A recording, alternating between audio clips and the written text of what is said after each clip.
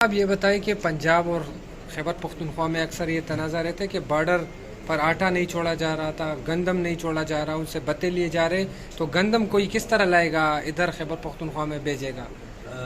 دیکھیے میں آپ کو ایک بات بتا دوں، یہ گندم جو ہے نا اسی سال یا ہماری خوش قسمتی ہے خیبر پختونخوا کے عوام کی یا ہم سب کی کہ گندم اتنی زیادہ ہوئی. دیکھیے پنجاب کے اندر ان کے ہینگر میں بڑے بڑے شپس کھڑے ہیں جو کہ خالی نہیں ہو رہے کیونکہ پرائیویٹ سیکٹر میں آپ کو بتا دوں پنجاب نے وفاقی حکومت کے ساتھ مل کر اس وقت کی جو پی ڈی ایم کی گورنمنٹ تھی انہوں نے مل کر گندم جو ہے 35 لاکھ ٹن گندم جو ہے وہ باہر سے منگائی ہے، کچھ جہازوں کے اندر پڑی ہے پرائیویٹ سیکٹر میں، کچھ باہر آ گئی ہے.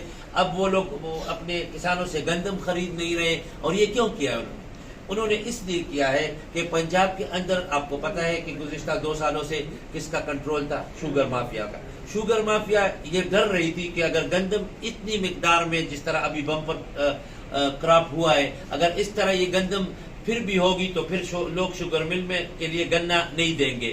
لہٰذا انہوں نے باہر سے اتنی گندم لے آئے کہ کسانوں کو ذلیل اور خوار کر دیا جائے، کسانوں کو ذبح کیا جائے اور وہ آئندہ سال کے لیے گندم نہ اگائیں تاکہ اور وہ شوگر کی طرف گنے کی طرف آ جائے، شوگر کین کی طرف.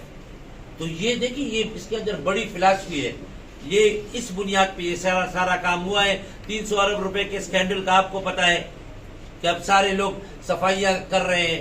2 کمیٹیاں بنا دی گئی ہیں، ایک کمیٹی وزیر اعظم صاحب کے سربراہی میں ہے، دوسری کمیٹی جو ہے وہ وہاں کا جو فوڈ فیڈرل منسٹر ہے اس کی سربراہی میں کمیٹی قائم ہو گئی ہے کہ انفیکٹڈ گندم آ گئی ہے. تو انفیکٹڈ گندم کون لائے؟ کہتے کیئر ٹیکر لائے. کیئر ٹیکر کون تھے؟ کیئر ٹیکر وزیر اعظم سے جب پوچھا جاتا ہے تو وہ کہتا ہے کہ میں نے تو یہ صوبوں کا اختیار تھا، میں نے اس کو صوبوں میں کس کی حکومت تھی؟ صوبوں میں کیئر ٹیکر کون تھے؟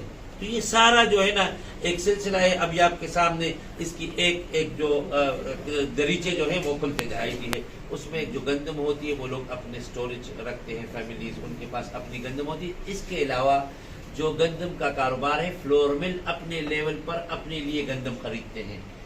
ساتھ ساتھ پنجاب سے آٹا جو ہے وہ ریگولرلی یہاں کاروبار کی شکل میں آتا ہے. تو یہ ساری ضروریات جب پوری ہوتی ہے، جس طرح لاسٹ ایئر اب ہماری گندم جو ہے تقریباً کوئی 1.5 لاکھ گندم ابھی تک ہمارے ذخیرے میں موجود ہے.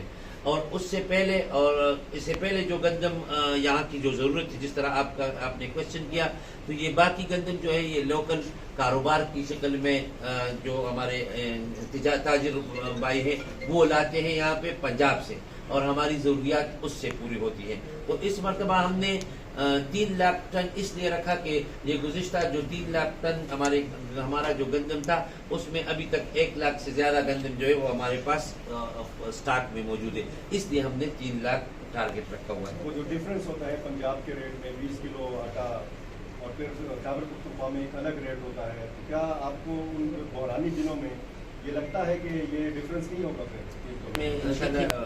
وی are foreseeing this year کہ اسی سال جو ہے کسی قسم کی ریٹ میں جو ہے گندم اتنی زیادہ ہوئی ہے. انشاءاللہ ہمیں یقین ہے کہ اسی سال گندم یا آٹے کی قیمت میں اضافہ بھی نہیں ہوگا، کیونکہ آپ نے دیکھ لیا کہ گزشتہ کچھ دنوں کے اندر 20 کلو آٹے کی قیمت میں 600 روپے تک 700 روپے تک فرق آیا، اور اسی کی وجہ سے ہم نے روٹی کی قیمت جو ہے وہ 20 روپے سے 15 روپے کر دیے. اور اس پہ ہم سختی سے کوشش کر رہے ہیں. اگرچہ ہمیں کچھ لوگ کہتے ہیں کہ ہم یہ 15 روپے کے بجائے 20 روپے میں 120 گرام بھیجیں گے، لیکن ہم نے اس سلسلے میں ابھی تک فیصلہ نہیں کیا. تو آپ دیکھیے جی کچھ جگہ ایسے ضرور ہوں گے جہاں تک ہمارے لوگوں کی رسائی نہیں ہوتی. میں خود بھی جہاں جاتا ہوں، کل بھی میں نے خود ڈی خان میں روٹی کی چیکنگ کی ہے. جب میں ادھر گیا اس کے بعد میں باہر نکلا اور میں ایک تندور پہ خود گیا، اس لیے کہ ان کسی کو پتہ نہیں تھا کہ میں فوڈ منسٹر ہوں یا کون.